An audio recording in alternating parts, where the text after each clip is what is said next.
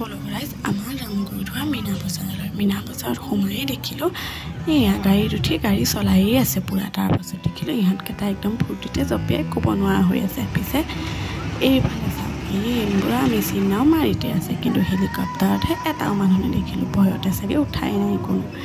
তাৰপাছত আহি দেখিলোঁ চাইনিজ ৰেলগাড়ীখন, সেইখন মই অহালে ধুনীয়াকৈ চলি গৈয়ে আছে। তাৰপাছত আমাৰ ইণ্ডিয়ান ৰেলগাড়ীখনৰ ওচৰলৈ আহিলোঁ।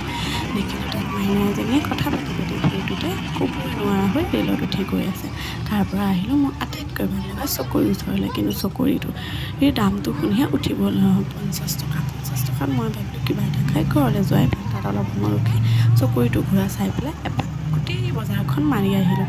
তাৰপাছত দেখিলেনে সেইফালে যাওঁতেই দেখিলোঁ এয়া মোৰ ঘৰুৱা গাড়ীখনকে খুনীয়াকৈ যায়, ভয়েই লাগে। তাৰপিছতো উঠি ভাল লাগে। ইয়াতো নুঠি পেলাই আগবাঢ়ি আহি দেখিলোঁ আইচক্ৰীম লৈ ধেমালি খেলি থকা সেই টিলিঙা বজোৱা মানুহটো।